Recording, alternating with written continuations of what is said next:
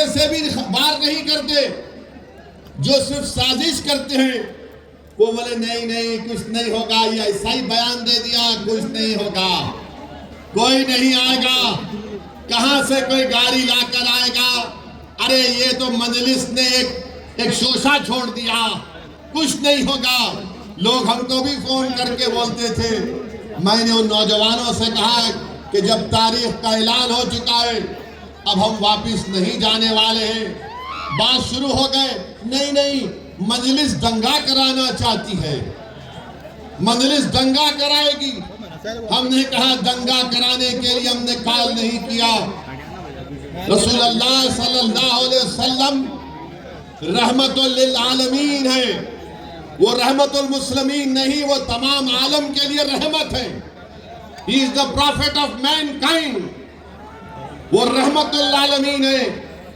और हम रहमतुल आलमीन के नाम पर दंगा नहीं कराते, ना कभी कराए ना कभी होने देंगे इंशाअल्लाह ताला।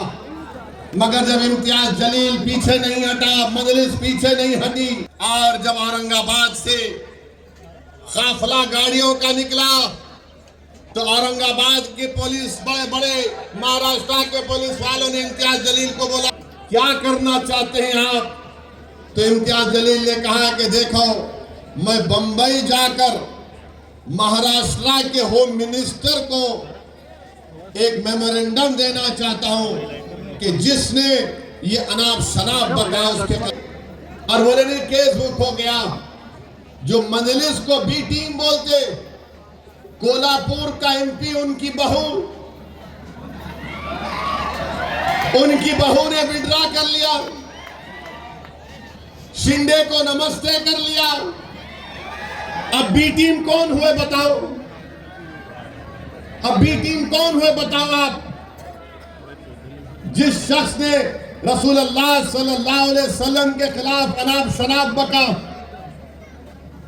पूरे महाराष्ट्र में पूरे बड़े बड़े लोग थे ना जो अपने आप को सेक्युलर बोलते हैं, जो अपने आप को मसीहा मानते हैं, जो कहते हैं कि हम है ना तुम्हारे लिए, तुम क्यों डर रहे?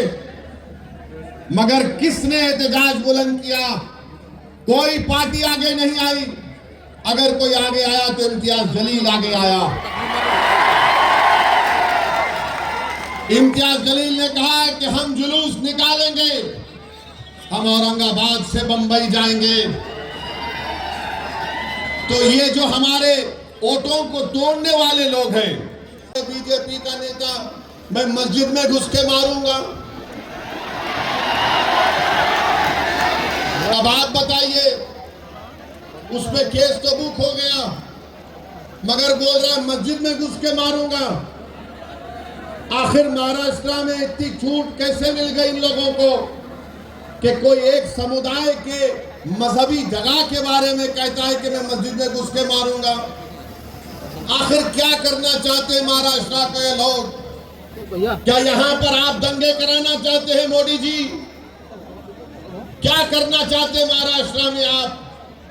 फिर कोल्हापुर की मस्जिद की बेहरमती कर दी गई। आखिर क्या हुआ वहां पर? कौन है उसके पीछे? फिर आप ये भी देखते हैं कि कोई एक फुला शख्स है, उन्होंने रसूलुल्लाह सल्लल्लाहु अलैहि वसल्लम की शान में गुस्ताखी करने की कोशिश की।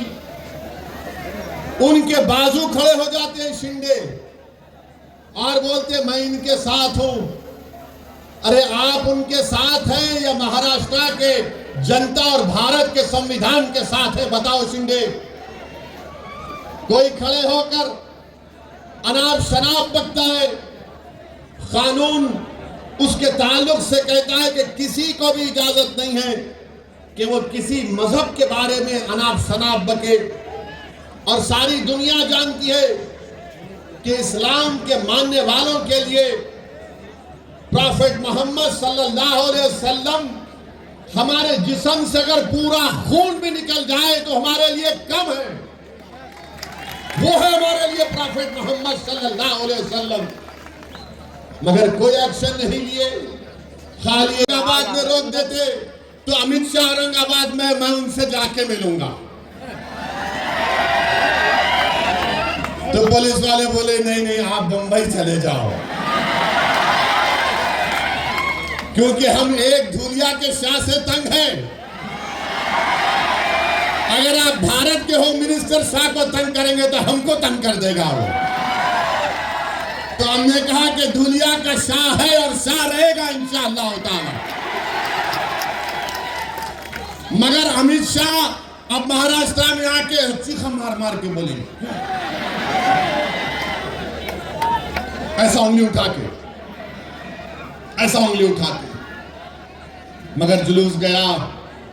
मैं सलाम। यूसुफ एंड बाजार वेडिंग मॉल आपके लिए, आपके अपनों के लिए, आपके चाहने वालों के लिए। जी हाँ, वेडिंग शरारा, खड़ा दुपट्टा, गरारा, पर्ची sharara, palazzo, gown, long frock, silk saris, suits and fancy saris, Pakistani suits, readymade suits, stitching facilities के साथ। अरे भाई, मौका चाहे शादी ब्याह का हो या फिर ईद त्योहार का, आपका अपना यूसुफ एंड बाजार वेडिंग मॉल अब न्यू लोकेशन पर, नामपल्ली बाजार घाट रोड, हैदराबाद। मोबाइल 9493150786।